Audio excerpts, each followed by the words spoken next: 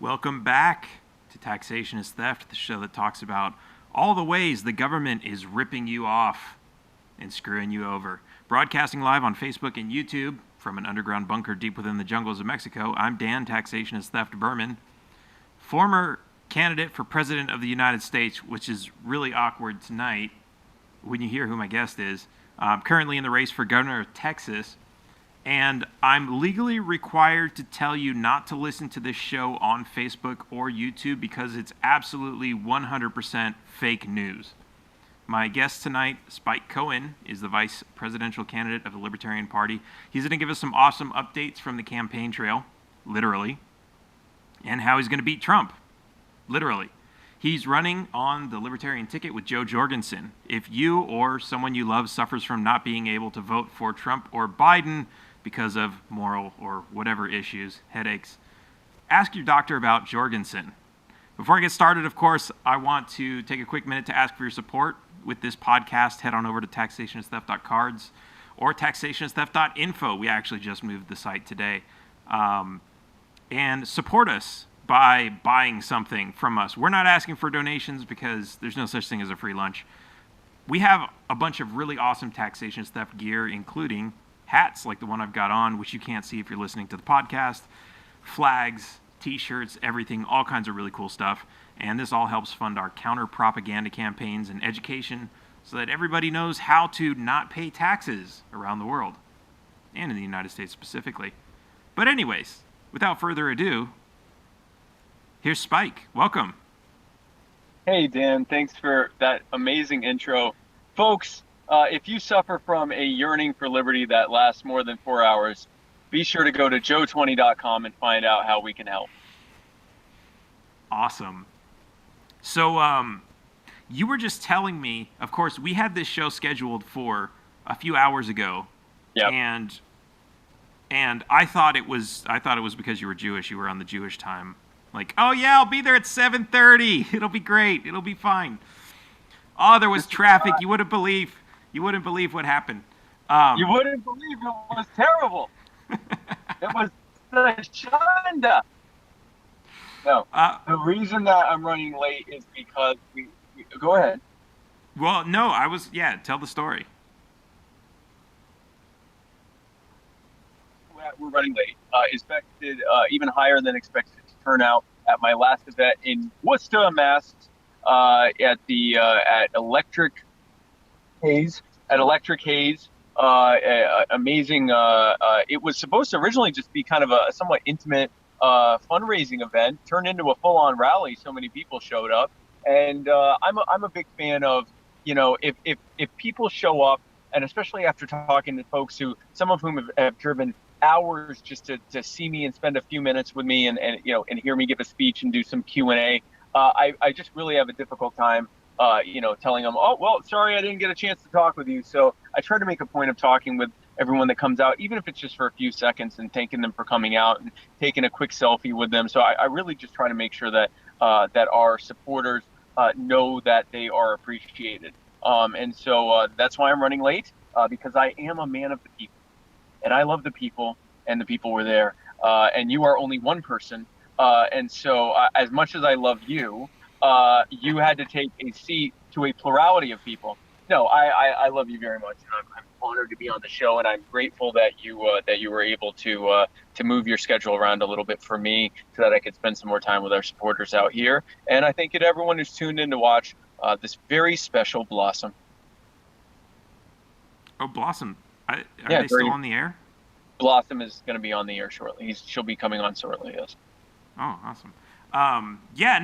That's really awesome. And it makes me think, like, if I were to go to a Trump rally, how much would Trump care about me?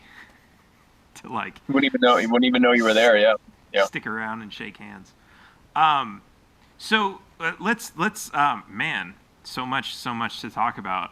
Did you watch these? You watched these. You were live streaming during these debates. I live streamed. We live reacted to the debate on Muddy Waters Media. We had a very special episode. We called it Debate Mageddon, and it lived up to everything we could have possibly hoped for it to have been. We know very clearly who the winner was. all of us that have been telling people that there's no real difference between the two of them. They're two idiots that can barely form a coherent sentence.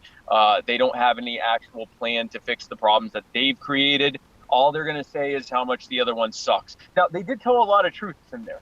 There were many times that they said some very insightful truths. Every single time that one of them talked about how much the other one sucked, they were 100% dead on accurate. And they really nailed it with that. Went downhill immediately after that. I actually, of course, the other winner was Joe Jorgensen and the Libertarian Party. We have continued to have issues with so much surge of traffic to our website and other libertarian sites that it's causing sometimes our site to go down. Even though we have, and you know about scalable hosting, we even have the scalability built in for surges in traffic, but the surges are so high and so sustained that we're having problems even with that, because millions of Americans watched that debate and were utterly horrified at the thought that they would have to vote for them.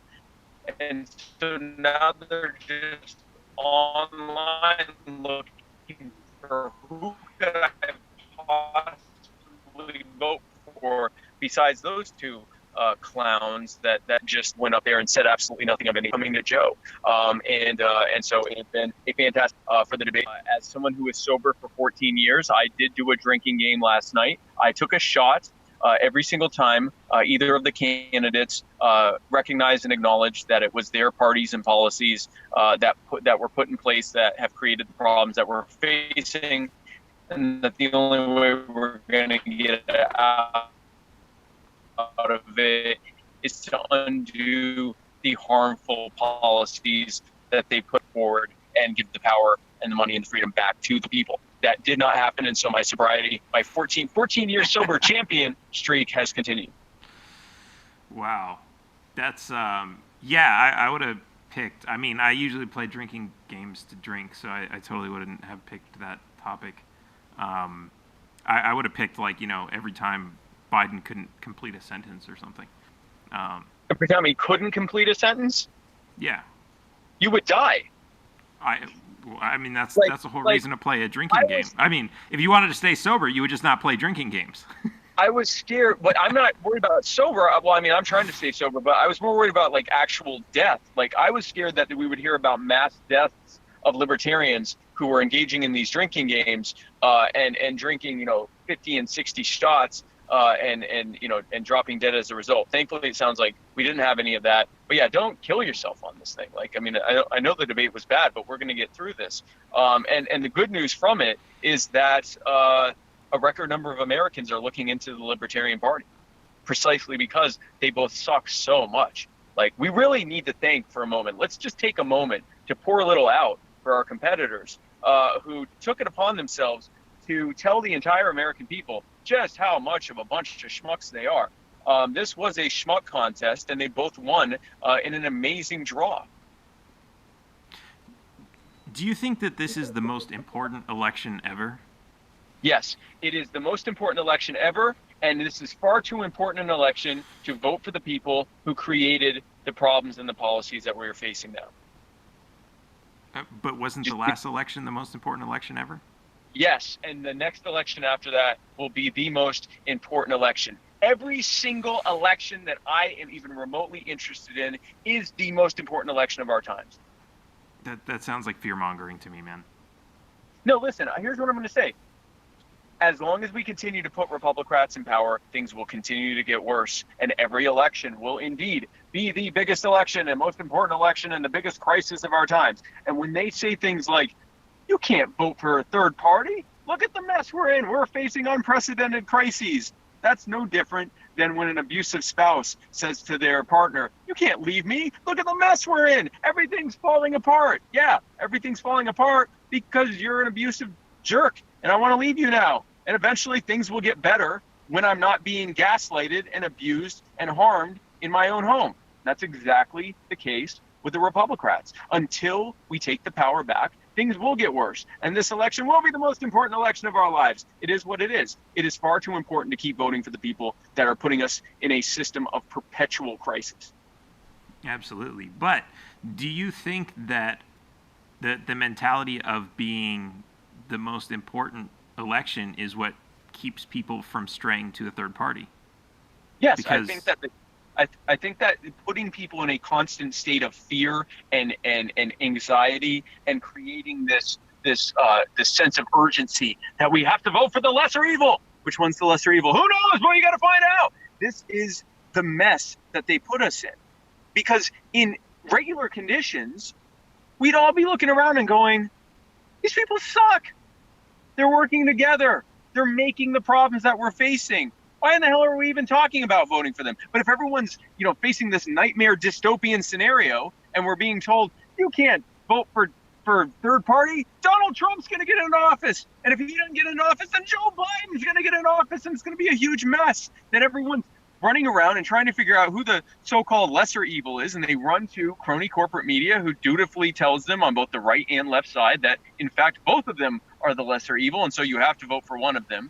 And of course the three-way vote fallacy, that if you vote Libertarian or third party, not only are you voting for that person, but you're also voting to throw the election for Joe Biden and to throw the election for Donald Trump. You are voting for three people. That is the most powerful bang for your buck that you can get, is voting Libertarian. So vote, vote, vote today. awesome. Have you run into like any hardcore Trump supporters along the way, and what's your experience with them?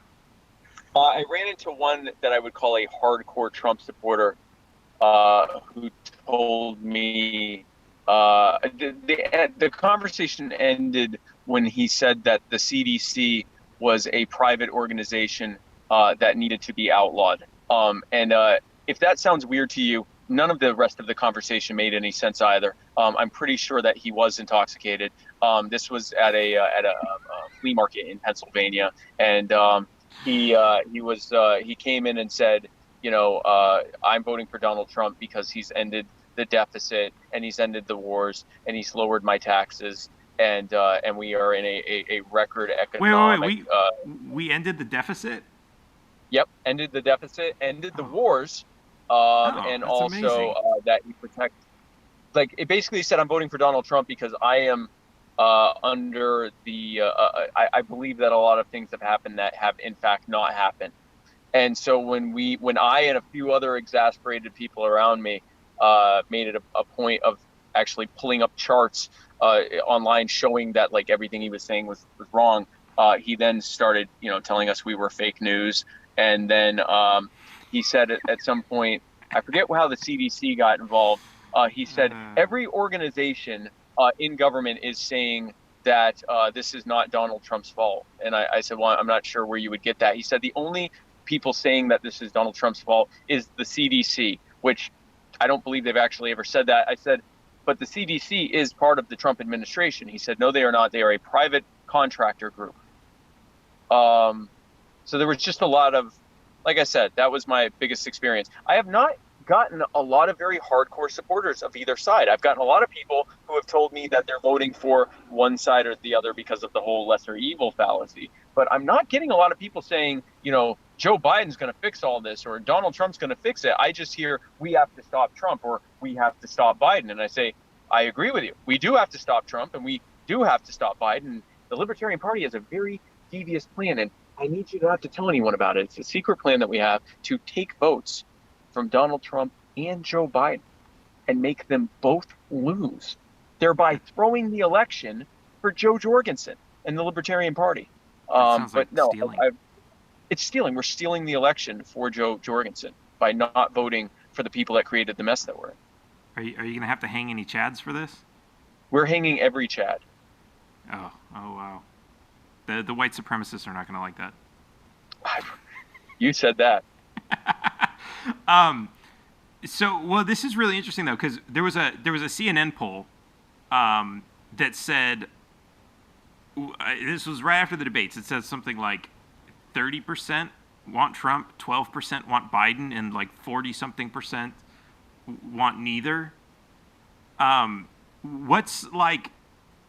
I mean, do you think it's enough for all these people? And first of all, that totally coincides with like you're not running into total Trump supporters, because that's the fake news that the fake news is always pushing, right? Like they find like this one little group, and like what they were doing with the Seattle riots. There was like one block in the entire city that was rioting, and they were trying to make it sound like the whole city's on fire.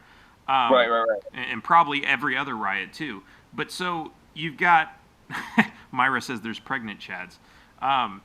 So you've got this situation where yes, there are some like crazy Trump supporters and crazy Biden supporters, but they're a very outspoken minority. Very small group of people, yeah. But is it enough? Is it enough to just not be terrible and not be hated? Or because I have this theory that people they're gonna walk into the voting booth and they're gonna say, "Man, I wish I didn't have to vote for Trump or Biden."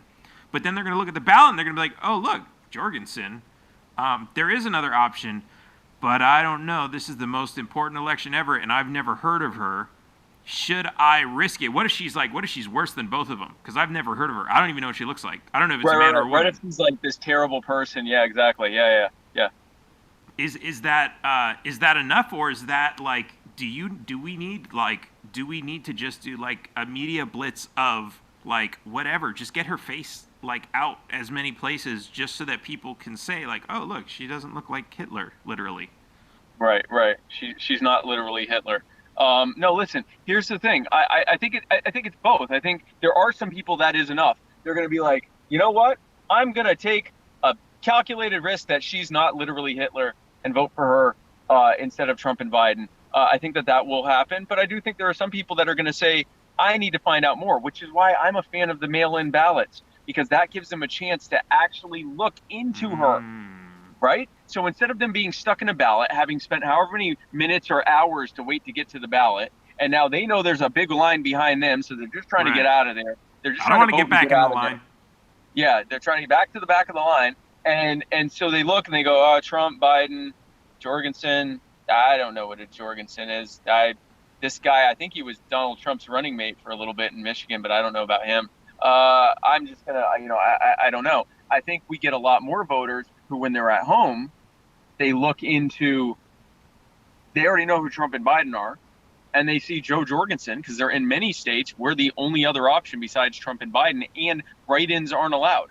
So they got their ballot, and mail-in ballots are being sent out to voters who haven't voted recently. So a lot of these non-voters who couldn't be bothered to actually show up because they don't think either side represents them, they get that mail-in ballot, they go, Joe Jorgensen, what's this about? And they look online and go, wow, a self-made entrepreneur, a woman, someone who isn't trying to control my life, someone who wants to give me the power back. And this guy here, he looks interesting. This potentially could lead to a lot more people voting for us. And yes, it is crucial that we get in front of as many people as possible. That's why we are putting over 50% of any donations that come in directly into video ad placement. That's why Joe and I are crisscrossing the country, giving the message directly to the people at a time when Trump and Biden are usually hiding in their bunkers and basements. That is why we are doing what we're doing, is because we know our only real big challenge is just getting us in front of as many people as possible, because we are that much better. We are that because not only are our policies good, but they don't suck. Like literally our policies could just not suck. And if we could get in front of enough people, we'd be able to win. Our policies are actually good. They actually intuitively make sense. They actually empower people. So yeah, we got to get in front of as many people as possible. That's what we're working on now. And I also do think that the ability of voters to be able to actually make an informed decision, thanks to the mail-in ballots, will actually be helpful to us. We shall see. It's a theory of mine, but we'll see. So I'm picturing this as you're talking, and I'm like, okay, so let's say I walk into the ballot box, and I'm like, oh, I really don't want to do this, but I'm going to vote for Biden because I don't want Trump. And then I look at the ballot, and I'm like, oh wait, there's a third name on there. We're in the cell phone age, right? And we're in the like people are rude age too. So like I don't care about the people waiting behind me in line. I'm just gonna Google this real quick, right? And so like I just Googled Joe Jorgensen, and I tried both Joe Jorgensen and Jorgensen, and of course the campaign website comes up very first thing, right? I want to give you 2 tips because I want you guys to win. I'm gonna give you 2 tips. Pass these along to the team. Number 1 is there's like 2 sentences that show up under the website, and it says Joe Jorgensen is the Libertarian candidate running for president 2020. Please look over the website and learn about Joe. And I'm going to be reading this, and I'm going to be like, well, that doesn't tell me anything. Like, right? Because I'm like in the voting booth and like I don't have time to like go through the whole website, but there's 2 sentences right there. Make those 2 sentences enough to say, yeah, I like this chick better than Biden and Trump. That's an excellent idea. Change the meta tag so that the meta key, the Yes. meta description tag so that it comes up better. I like that idea. I will pass that Number along. 2, make it an ad just in case they start fucking around with it, or if somebody misspells it, or somebody like types, I don't know, whatever else, just to make sure that you show up at the top of the list when they type that in. If someone types in Joe Jorgensen, make that one of the Google ads. Yeah, Okay, absolutely. very good. I like those ideas. That's, I like those ideas. And if you did that, you'd actually get, you probably could get some extra additional words in there. Or here's a little trick, and I hate okay, this one, people are gonna hate to hear this because we're using the system against itself, right? You can actually make those ads when somebody types in Joe Jorgensen and the website comes up. If you know that person is already leaning Biden, because Google will allow you to target them that way, you can make it say something different. So whatever's good for a Biden person. I like those ideas. I know we're doing targeted ad placement, but I don't know if we're doing it specifically for Joe Jorgensen. I could certainly find out. And I like your meta description idea that if the 2 sentences are what are the only thing they're going to look into, then that can be helpful. But right. yes, I can't click that. I got to vote. What do I got to vote. Does that sell me? Exactly. Right. You can put Joe Jorgensen is not literally Hitler. Is literally not Hitler. Is literally not Hitler. I love it. That's awesome. I want to encourage more people to send in their questions in the live feed, but I have a couple questions coming in. The first is, how much wood could a wood chipper chip if a wood chipper could chipper wood? As much wood as it takes to go. Yeah, I'm having a Nice.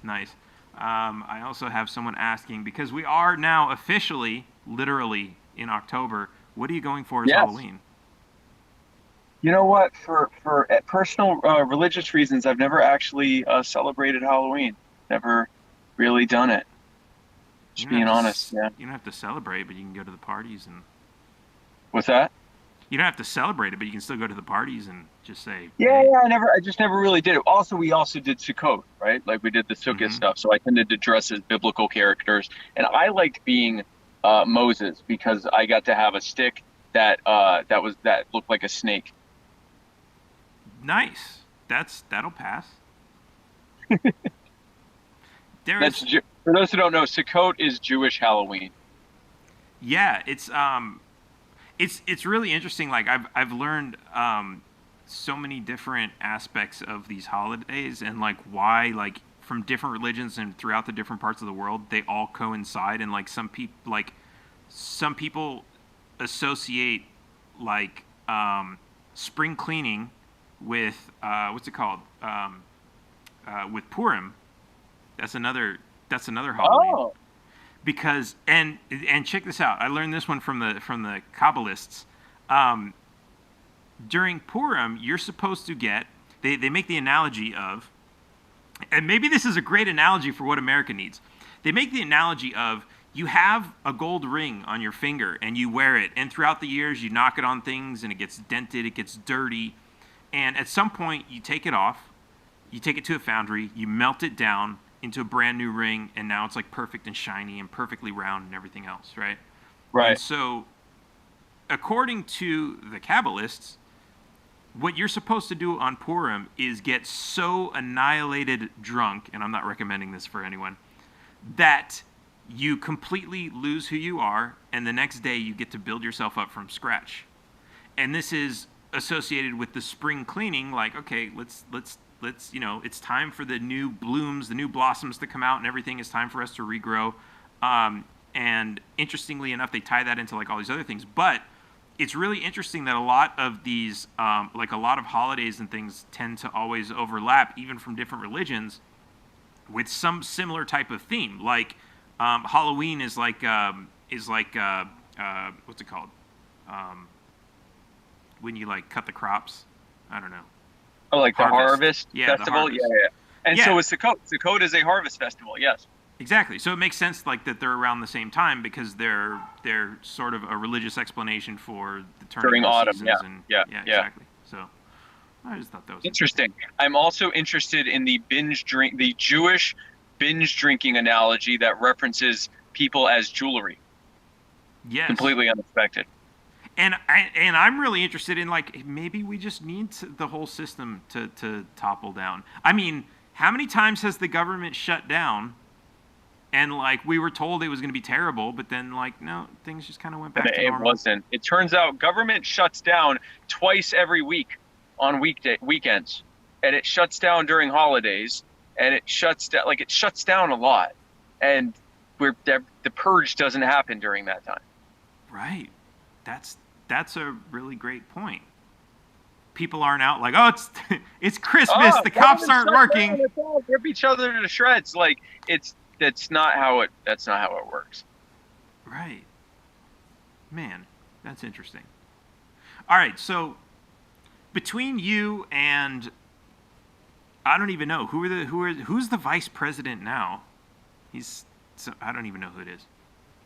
I forget routinely. I mean, let's just talk for a moment about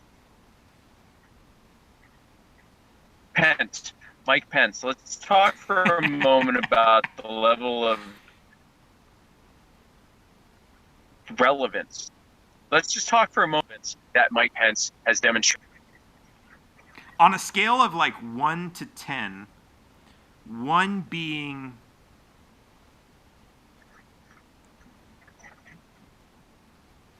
that ball of saliva that I sneezed onto the wall in the other room, and 10 being Kanye West, where is Pence? Ball of saliva? Yeah, like a sneeze, like a ball of snot, I guess. Probably closer to that. Yeah, that's probably closely has been involved in sport. Yeah, I would probably put Kanye West. Interesting side note about Kanye West. Here we have someone who is a literal billionaire and one of the most well-known people on the planet. He's running for president, apparently. He has gotten on 7 ballots. The American people have seen firsthand that even if you're one of the most wealthy and famous people on earth, if you're not running as a Republican, good luck actually getting on the ballot. And I'm glad that people saw that.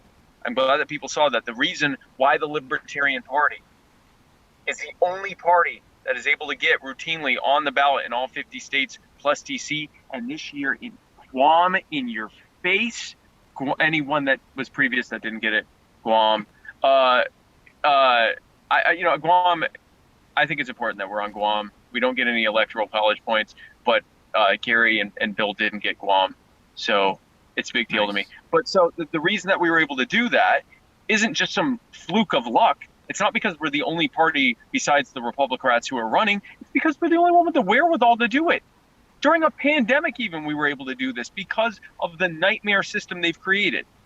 We believe that, whatever rules are put in place for the Republicans and Democrats should be the same rules for everyone else, and it should be as easy as possible for people to be able to get on the ballot and for people to have different choices. We're a nation of 350 million people. We have 2 choices. They both suck.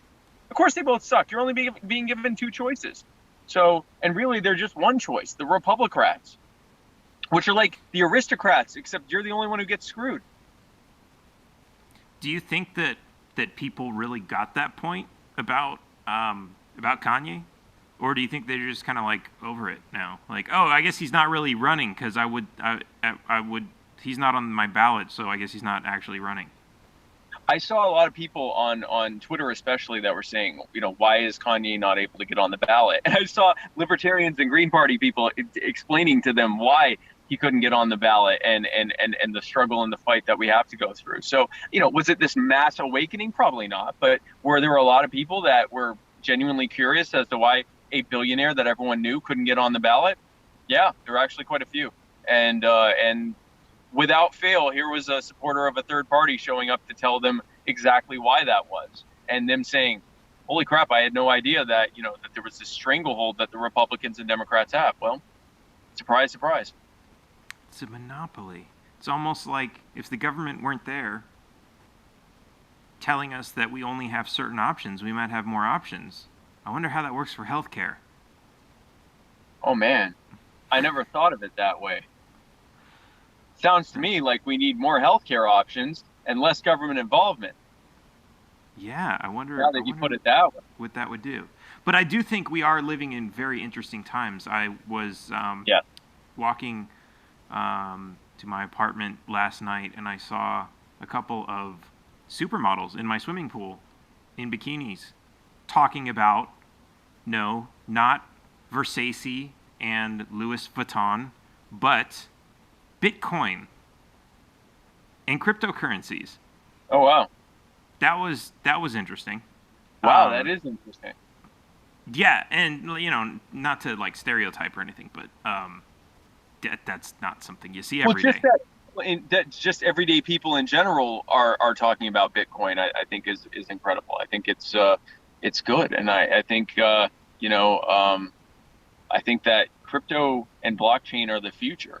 And I think that in general, I mean, I'm not going to say Bitcoin specifically, but I think that cryptocurrencies, possibly including Bitcoin and the use of blockchain and other in other applications as well, this is technology that is pushing us forward. And the only thing that's getting in our way, you're going to be shocked when I say this, but the only thing that is getting in our way is government. I need to do like the Home Alone. That's shocking. I was shocked as I said it to you. It scared. I said, "Is the government?" Is the government in the room with us right now? I know it's probably a silly question because they probably are. Yeah, there's that new meme. The government isn't real. It can't hurt you. And then the government, and it's like a picture of a government building.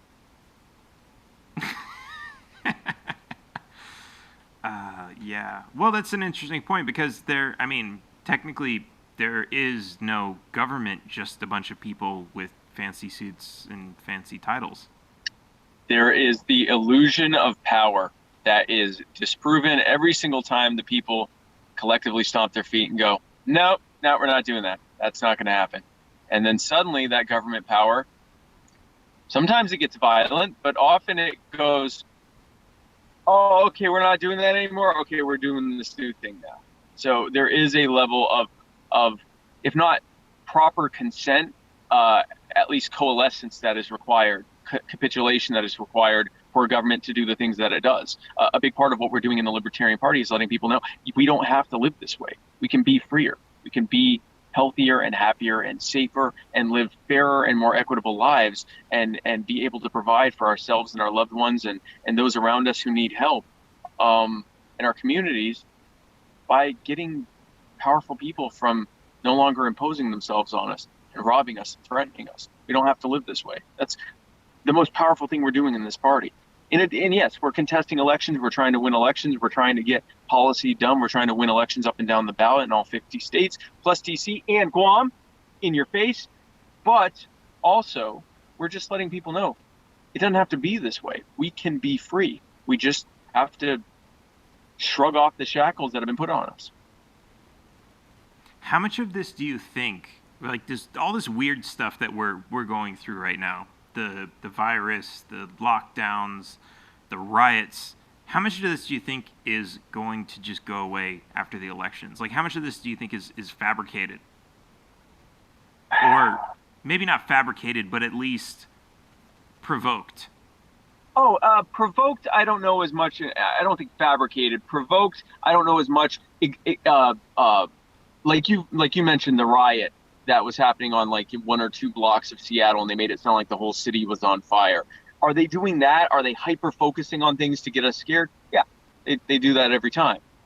They do that every single time, actually, to make that crisis environment where we have to pick the lesser evil that's going to save us from the worser evil. That's part and parcel of the media narrative game. I think these are real things. I think that these are things to be concerned about. And I think that, government made them bad and made them worse as a direct result of their bad, centrally planned, crony-friendly, arbitrarily defined, oppressive and tyrannical policies. But I do think that, yeah, is corporate media fanning the flames of fear and horror in order to, sure, that's what they always do. They're in a constant state of that. Will that lessen immediately after the election? They usually just change the subject to whatever new thing they want to scare people with. I'm waiting for murder hornets to come back because I feel like they didn't milk that enough. People were really scared of the murder hornets, and they went, well, yeah, but there's not a lot of them, and like, really the odds of you getting murdered by a hornet are pretty low. And everyone was like, oh, okay. I mean, we're all staying inside right now anyway, so we're not really worried about it. I think if they could really like ramp up, the murder hornets are coming. They're coming for, and they show the close-ups, even though they're still just like, they're big, but they're still bugs, but they get close to them like that. The murder hornets are coming. Like, I really think that could make a comeback during the winter when they kind of warn you that, like, when the thaw happens, out will come the murder hornets, and what will you do to protect your families? That's why we need common sense gun control. How are you going to shoot the murder hornets? I didn't say it made sense. Of course you want to be able to shoot murder hornets. I'm saying that this is the kind of thing that they will say that, we need common sense. Maybe it'll be common sense murder hornet control. Universal murder hornet care. Yeah. Maybe if they close the border to murder hornets, then they won't be able to cross over. Murder hornets walls. they're bringing drugs, they're bringing murder, they're bringing, it's in their name. It's right there in the name, yeah. It's right there in the name. Murder hornets are bringing murder and crime, and some, I assume, are good people. Yeah, but they're not sending the best ones. They're not sending their best hornets. They're sending literal murder hornets. And we need a wall between us and Hornet-topia. Yeah. We've got some questions coming in. J.E. saw you in Huntington Beach. You were in Southern California? He's asking if you're going back. I was in Huntington Beach. Yeah, I was in Huntington Beach, 3 weeks ago? Something like that. It was 3 weeks ago. Nice. That's my old stomping grounds. Oh, cool. Yeah. Where else did you go around the area at all, or were you just kind of like in and out? No, you're on the bus, so you probably. Yeah, I was on the bus, so I didn't get to do much. But we did. We were also in San Diego and Oakland, California, as well. So we did those three, and then we were in Redding, but it was just as a travel day and sort of a down day for me to kind of like recharge after 3 weeks straight in between getting from Oakland to Eugene, Oregon. So, but we did 3 California stops. And we're also about to do a whole slew of Texas stops. And Wow. Those dates are about to be released any minute now. Yeah, I'm going to have to make some recommendations for you out there. Because Come on down. Howdy, folks. You got to stop and eat, right? Come on out to Spike's big old Texas tour. Yeah, I might be heading up there in a couple weeks, or I might have some volunteers go set up a table for me at least for a psychedelic festival. Oh, that sounds good. Yeah, but yeah, if you're up there, maybe we'll run into each other. I'd like that, man. Yeah, get some good kosher barbecue. Kosher barbecue. I know all the good spots. Conk, this sounds like an inside joke. Did you ever get Amos to go door to door in Minnesota? I did get Amos to go door to door in Minnesota for hours, and he actually knocked on doors too. When we got to Minnesota to knock on doors for Chris Clavita for mayor of Burnsville, Minnesota, he said, "Wait, you want me to answer doors too?" And I said, "Yeah, I want you to answer doors too." He said, "Well, I'm not going to do that. I'll just be your backup." I said, "All right." So we did 5 or 6 doors, and finally he said, "All right, I'll do some too." And so we started I think he just wanted to get out of there, honestly. And so, to speed things up, he started doing some doors too, and he did a good job. We were really tag teaming out there, the suburbs of beautiful Burnsville, Minnesota, and Amos was very instrumental in that. That's actually, I want to use that as a training story for all these other candidates that are running, because I know the first time I ever got involved with the campaign, I was like, yeah, no, I'm not going to go knock on people's doors. That's just weird. But then I got dragged out, almost the same kind of a story, and then I was like, okay, I guess it's not that bad. Once you see it, it's like the fear of I don't know what I'm going to say to these people. I don't know how they're going to react. I don't know if they're going to come out with a shotgun and say, get off my porch. Yeah, once, it's like job training. You don't just throw somebody in. You show them how it's done, and they kind of warm up. Yeah, no, it was good. He did a great job. And also, I mean, it's Minnesota. They're very, very nice. Even the people who obviously you could tell from the looks in their eyes they did not want us there, they still said hi and listened to our pitch and thanked us for coming. So if you're gonna start door knocking and you're a little scared, start in Minnesota, because they're about as nice as it gets. Do not start in, for example, New Jersey. Oh yeah, a little bit different. Slightly different reception there. There's got to be some nicer sides of Jersey. It's oh entire yeah, state. of course. And it's not that New Jersey. Just don't do it in a aren't big nice. city. It's just like if they don't want you at their door, you are going to know it really quickly. You'll be the second person to know immediately after them. Run. Wear good running shoes. No, I'm not even sure you have to run away from them. You're going to be told how not welcome you are. Man. Well, all right. I got some interesting questions here for you. Okay, and I've got about 5-10 minutes left, and then I'm going to have to go on. All right, sounds good. What would you have done if Trump asked you to be his running mate? You mean what briefly? Well, I was very briefly, for about 90 horrifying minutes, I was Donald Trump's running mate in Michigan. And it will always haunt me. I need some more explanation of that. How are you Trump's running mate for 90 minutes? So the state of Michigan, but only for their ballots that were available on PDF for military members and residents of Minnesota who live overseas.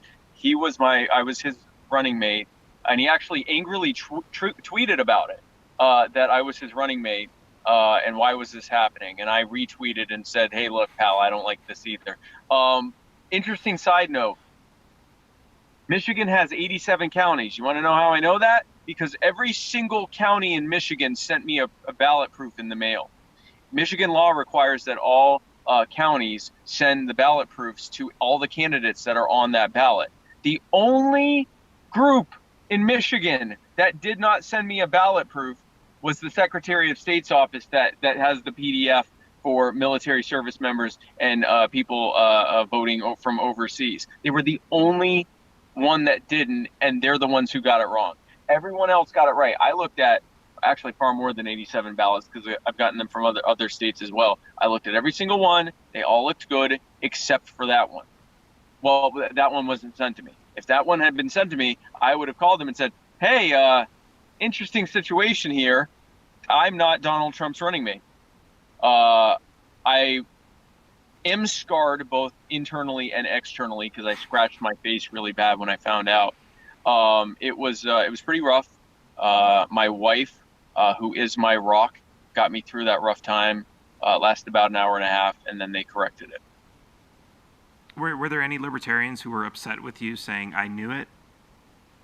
Or saying what? I knew it. He was a Republican the whole time, and this is proof? Yeah, no, definitely not, because I was very vocal about how upset I was about the whole thing. That actually happened while I was in Minnesota knocking on doors. That news came out, and I said, I need this to end. The last thing I want is to help Donald Trump's chances by being his running mate. And so we got it fixed pretty quickly. Trump apparently was not terribly happy about it either. So the feeling was mutual there. That's really an amazing story. Yeah, you're gonna need to save one of those for your. But they actually sent printed ones out, right? At some point. Yeah. So all the printed ones, all the ones in all the counties were fine. In Michigan were fine. It was the ones that are available for download to be printed out and sent back that are given to military members and serving overseas, and to to foreign residents who are, or people that live overseas who are who are residents of citizens and residents of Minnesota or Michigan that were given that flawed ballot. So it was the one that Michigan didn't send out was the one that was wrong. All of the ones I got looked fine. It was the government who wasn't following their own laws, interestingly enough. The government investigated the government, talked to the government, and found out the government had done nothing wrong. I'm wondering, like, if you were to announce yourself as former Trump vice president candidate, if that would get you any bonus points anywhere. I mean, I'm sure that would get me jumped in some circles. I don't want that. I don't want it. I don't want it. I didn't like it. I'm glad it's over. I'm honestly comforted that Trump was as upset as I was, because I was worried he was going to be like, oh, this guy's great. He's so much better than Pence. Let's call him. Then no. So I was very happy that he was also unhappy about it. Nice. Well, so you ruined his day. I mean, that's a good thing, right? That is, you know what? If nothing else, I did ruin his day very briefly. Michigan did. So we have that going for us. But they ruined my day too. So the state of Michigan did ruin. So we will always share that our day was ruined by Michigan. Together. So we got that going. So where are you off to next? What's the?